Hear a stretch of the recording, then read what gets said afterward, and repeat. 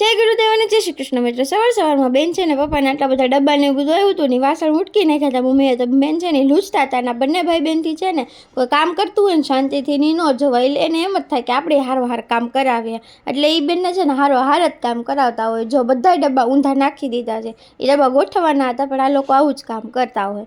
અને પછી આપણે જ્યારે નાહી લીધું હતું ને રેડી થઈ ગયા હતા, આપણે તો પાછા કિચનમાં આવી ગયા હતા। આપણું એ જ કામ હોય, સવાર બપોર સાંજ આખો દિવસ કિચનમાં। તો જો પાછા કિચનમાં આવી ગયા અને કરી નાખ્યું પહેલાં દૂધને ગરમ, અને પછી બેને ચણા બાફીને રાખ્યા હતા, આપણે ખાલી શાક જ વઘારવાનું હતું।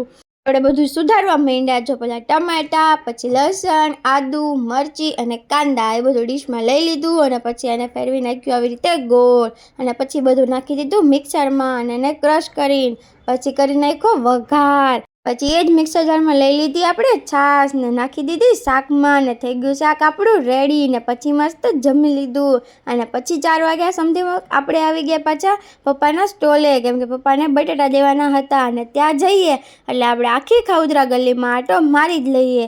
એટલે જુઓ પહેલાં આપણે આવી ગયા લાલધારી પાસે, અને એની સાથે છે ને થોડીક વાતો કરી લીધી, અને વાતો કરતાં કરતાં એણે જો પેપર બનાવી નાખ્યું ને આપણે તો વિડીયો ઉતારી લીધો, અને એણે પેપર રેડી થઈ ગયું એટલે એ છે ને કસ્ટમરને દેવા જતો હતો, અને એણે તમને કહી દીધું લાઈક શેર સબસ્ક્રાઈબ। અને પછી આપણે આવી ગયા હતા અંકિતભાઈ પાસે, સેન્ડવિચ બનાવતા હતા, એમના કારીગર બનાવતા હતા, અને આપણે લઈ લીધો એનો તો વિડીયો। અને આપણે ત્યાં જઈએ એટલે મેં કીધું કે બધાય ટાઈમપાસ કરી જ લેવાનો, એટલે આપણે છે ને ત્યાં ટાઈમપાસ કરી જ નાખ્યો।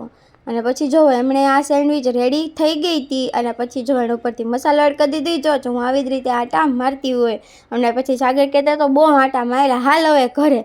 તો પછી મેં કીધું કાંઈ નહીં, હાલો બીજું હું ઘરે। એટલે આપણે પછી હાલતા થઈ ગયા ઘરે, અને ઘરે આવીને પછી આ બંને ભાઈ બહેનને હું રમાડતી હતી એને કે પછી હું એકલી રમતી હતી કંઈ ખબર પડી નહીં। અને પછી જો આપણે એને આવી રીતે રમાડ્યો, થોડો ઘણો હેરાન કર્યો, અને પછી મેં એમ કીધું કે હવે તો તું મોટો થઈ ગયા, આમ હાલવા માંડ। પછી કે તો તમે પકડીને હલાવો, એટલે મેં કીધું હાલ તો હાલ હલાવું। એટલે આપણે આંગળી પકડીને એને હલાવવા માંડ્યા છીએ। જો થોડું થોડું તો એ હાલવા માંડ્યો, અને પછી થાકી ગયો તો કે હવે મારે હાલવું નથી। તો સાગર એને જો ગ્લાસ ફેરવીને રમડતા શીખવાડે છે। અને પછી આપણે છે ને બનાવી નહીં ખાતા મસ્ત ગરમા ગરમ પુડલા, યોગીના હાટું ને પ્રિયાની હાટું। પછી બંને ખાઈ લીધા હતા પુડલા, અને પછી આપણે રાત્રે 12 આટો મારવા નીકળી ગયા હતા, અને આપણે ખાઈ લીધી હતી મસ્ત મજાની ફ્રેન્કી આપણને બહુ ભાવે।